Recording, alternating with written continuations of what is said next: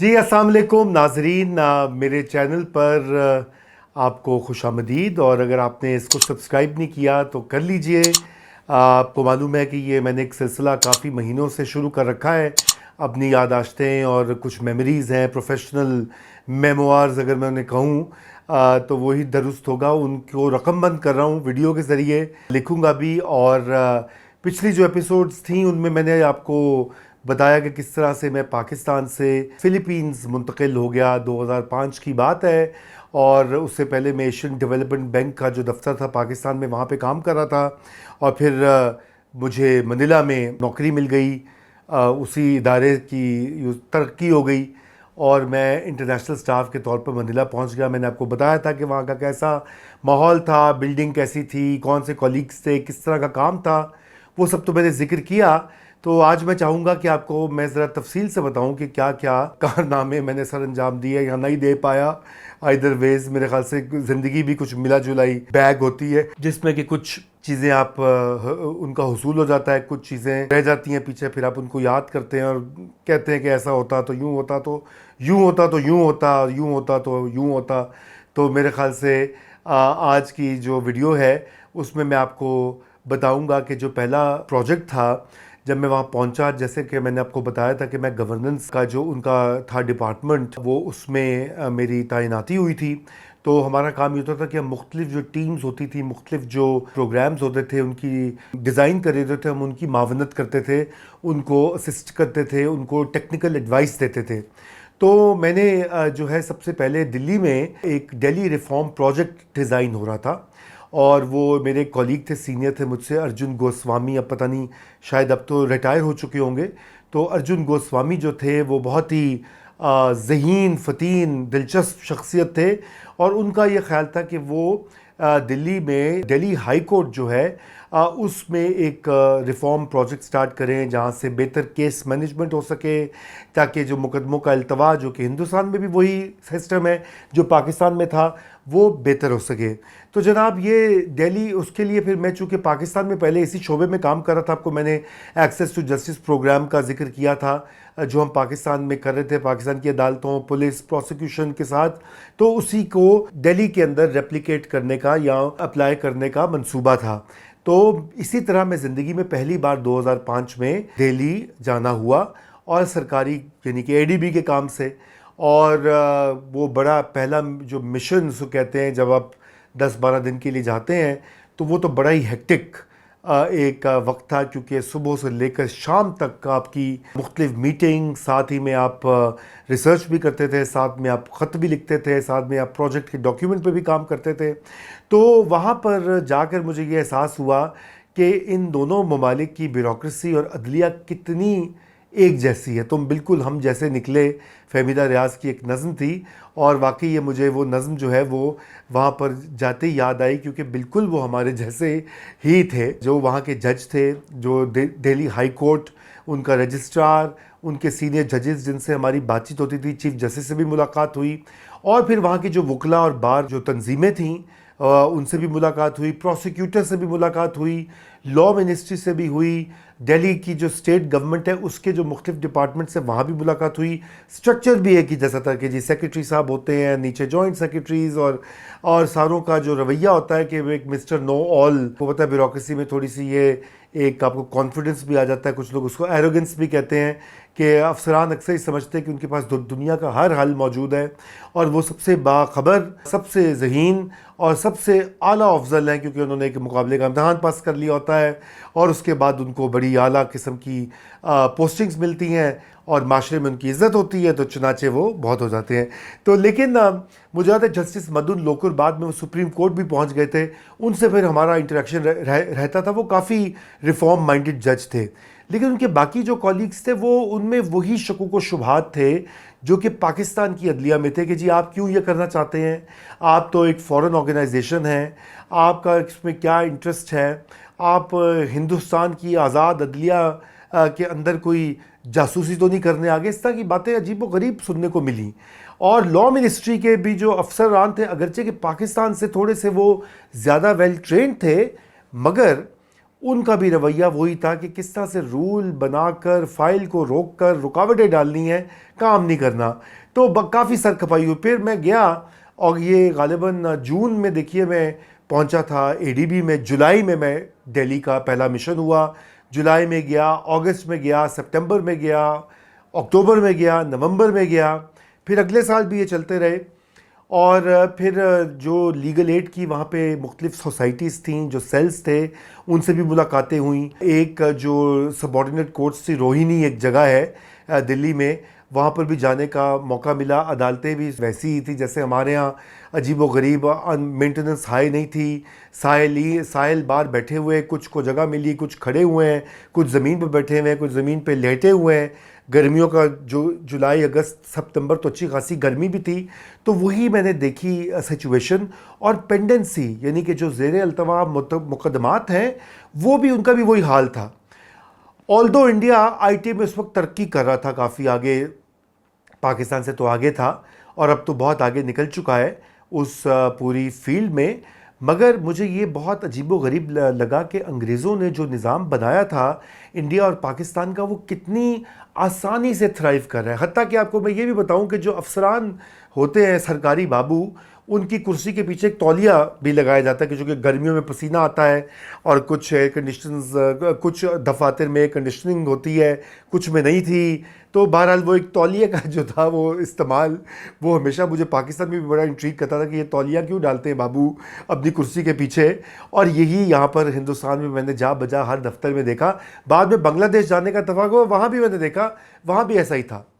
تو کن چیزوں میں ہندوستان آگے تھا کہ اگرچہ کہ بار میں لائرز کا یہی ایڈجرنمنٹس اور تاریخ آگے کرنے کا تھا، لیکن بالعموم وہاں کے وکلا، مجھے جو کم از کم سینئر جو وکلا مجھے ملے، یوں تو پاکستان میں بہت قابل وکلا ہیں، لیکن آپ وہاں پر ینگ بھی، مڈ لیول کے بھی وکلا کہیں زیادہ آرٹیکولیٹ تھے، کہیں زیادہ ذہین تھے، کہیں زیادہ آئیڈیاز والے لوگ تھے. کیونکہ سرکاری لوگ تو سرکاری ہوتے ہیں، سلو موونگ رکھنا ڈالنے والے. لیکن وکلا اور سول سوسائٹی اور جو این جی اوز جن سے ہماری ملاقات ہوئی، مختلف لیگل سیکٹر میں جو این جی اوز کام کرتی تھیں، بچوں کے رائٹس کے لیے، خواتین کے رائٹس کے لیے، پولیس کے ریفارم کے لیے، ہیومن رائٹس کے لیے، تو بہت زیادہ انٹریکشن میرا ہوتا رہا. اور یہ میری خوش نصیبی ہے کہ مجھے یہ موقع ملا، کیونکہ پاکستانیوں کو تو موقع ایسا ملتا نہیں ہے انڈیا وزٹ کرنے کا. زیادہ اگر وزٹ کریں بھی تو سرکاری دفاتر میں ملنا جلنا جو ہے وہ کم ہی ہوتا ہے. پھر دہلی کا جو سیکریٹریٹ ہے، اب دہلی انگریزوں کا کیپٹل تھا، جیسے آپ سب کو پتہ ہے 1911 میں باقاعدہ وہاں پہ کیلکٹا سے شفٹ ہو گیا تھا. اور اس کا ایک گرینڈیئر ہے جو کہ سارا کنگز وے جو کہلاتی ہے، جو کہ ایک برٹش امپائر نے اپنی جاہ و جلال دکھانے کے لیے، ساؤتھ بلاک، نارتھ بلاک آپ نے دیکھی ہوگی، خوبصورت بلڈنگز ہیں انڈین سیکریٹریٹ کی. تو وہاں بھی ہماری بڑی میٹنگز ہوتی تھیں. اور لیکن میں نے یہ بھی دیکھا کہ بیوروکریسی جو تھی، ایک فرق ضرور تھا کہ وہاں کی بیوروکریسی زیادہ نیشنلسٹک تھی. ہمارے بیوروکریٹس جو ہوتے ہیں وہ فورن ڈونرز اور فورن جو آ جائیں گورے آ جائیں یا کسی انٹرنیشنل ایجنسی کے، تو وہ آگے پیچھے جاتے ہیں فوری طور پہ، کیونکہ ان کا خیر پاکستان کو ضرورت بھی ہوتی ہے ڈالرز کی اور بیلنس آف پیمنٹس کو ٹھیک کرنا ہوتا ہے.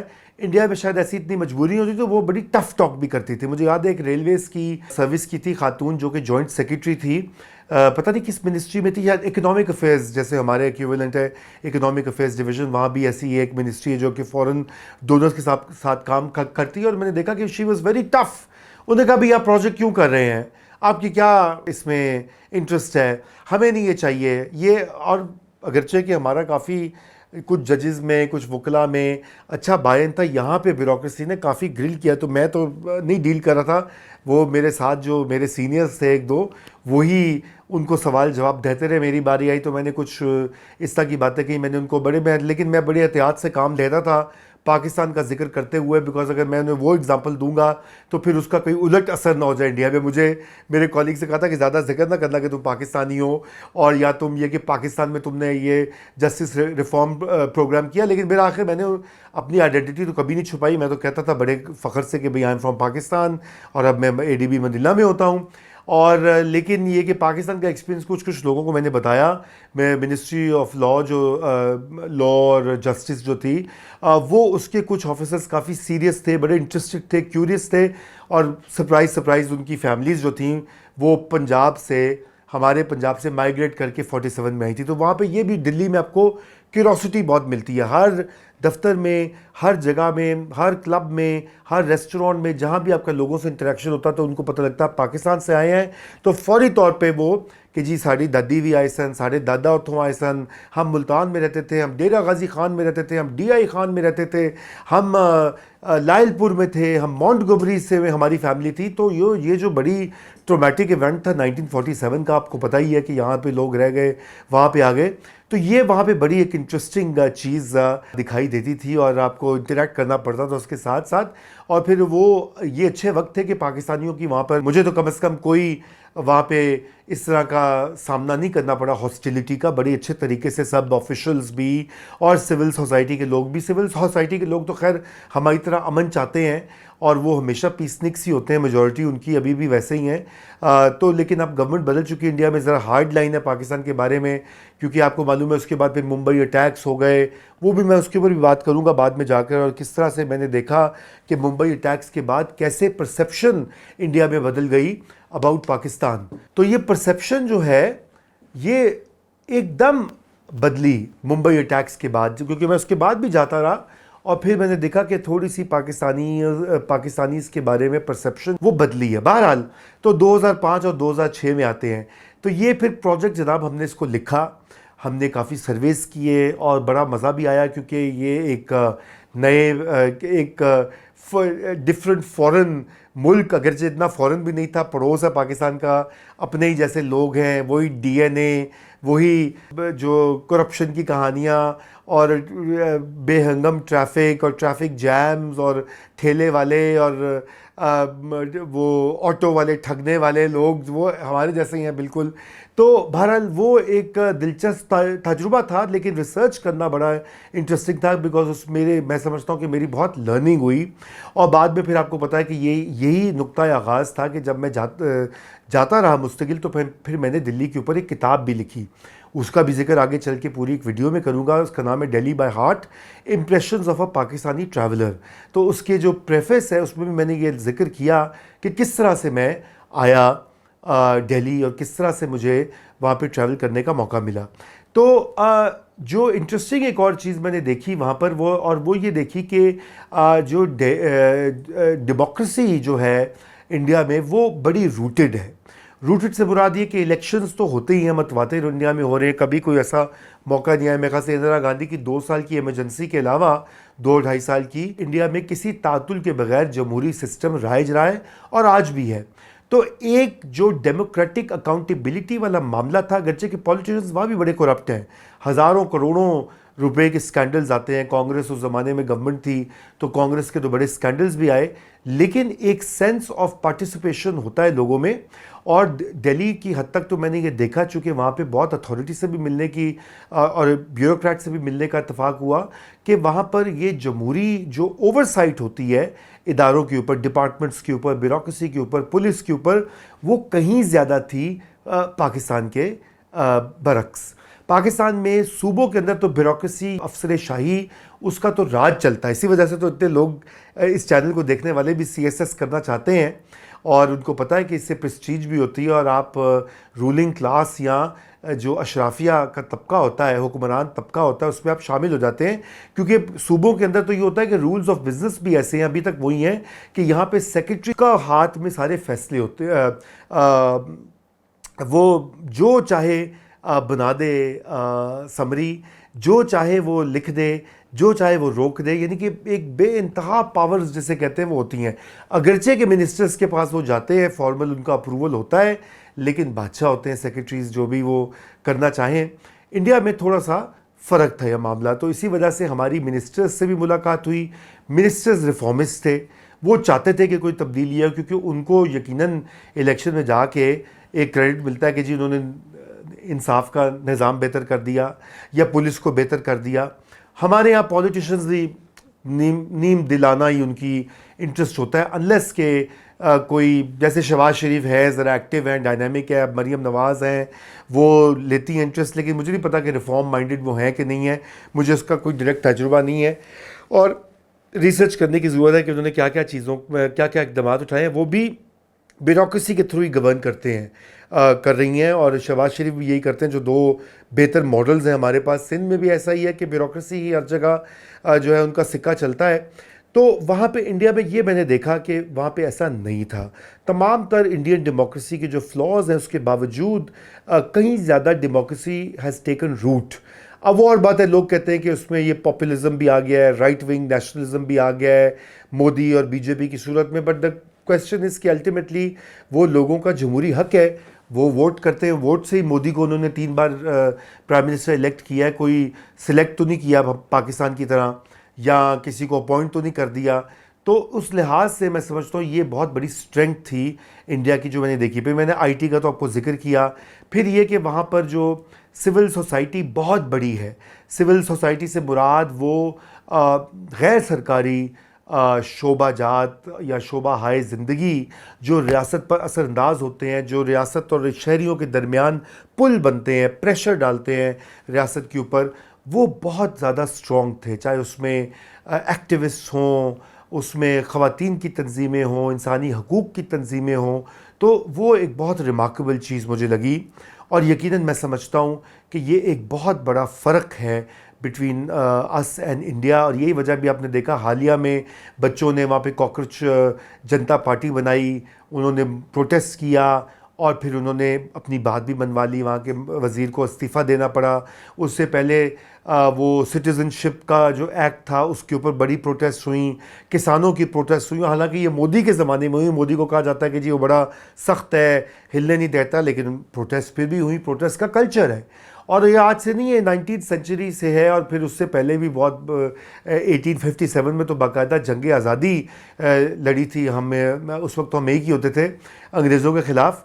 تو پاکستان میں اس کے برعکس تھوڑی کمپلائنس زیادہ، اوبیڈینس زیادہ ہے۔ پاکستان میں بھی خیر بڑی ایک ایکٹیوزم کی جد و جہد کی ایک ٹریڈیشن ہے، تینوں ڈکٹیٹرز کے خلاف، ایوب، ضیاء الحق اور مشرف کے خلاف بڑی وہ تحریکیں چلی تھیں، بڑی بڑی تحریکیں چلیں، اور پھر ایوب نے تو استعفیٰ بھی دے دیا، مشرف کو بھی جانا پڑا گھر لائرز موومنٹ کے بعد، اور جنرل ضیاء الحق کے خلاف دو تحریکیں چلی تھی، وہ کامیاب اس طرح سے نہیں ہوئیں، الٹیمیٹلی ان کے اپنے ہی بھائی بند لوگ جو تھے انہوں نے جہاز میں عام شام بم لگا کر تو فارغ کر دیا سین سے۔ تو یہاں پر یہ انڈیا میں نے دیکھا کہ پروٹیسٹ بھی بہت زیادہ ہوتی ہے، تو اس لیے بڑی ایکٹیوزم اور بڑے پیشن کے ساتھ لوگ بات کرتے تھے۔ اچھا کچھ لوگ کہتے تھے کہ تم پاکستانی ہو، تم کیا ہمیں سکھانے آ گئے ہو، تمہارے ہاں تو بہت برا حال ہے۔ پھر مجھے یہ بھی اندازہ ہوا، میں نے اپنی کتاب میں لکھا بھی ہے، کہ پاکستان کے بارے میں معلومات نہ ہونے کے برابر ہے، اور اس کی وجہ ہے کہ ایک زمانے میں پاکستان کے جو ٹی وی ڈرامے ہیں وہ دیکھے جاتے تھے، اور پی ٹی وی بھی شاید وہاں پہ کچھ حصوں میں آتا تھا، پنجاب میں تو آتا تھا، یہاں پہ دوردرشن آتا تھا، پھر بعد میں انفارمیشن بلیک آؤٹ ہو گیا، اور ابھی یہ عالم ہے کہ نہ تو ان کے چینلز ہم دیکھ سکتے ہیں، نہ ہمارے چینلز وہ دیکھ سکتے ہیں، نہ وہاں کے اخبارات کی ویب سائٹ کھلتی ہے یہاں پہ، نہ وہاں کی کھلتی ہے۔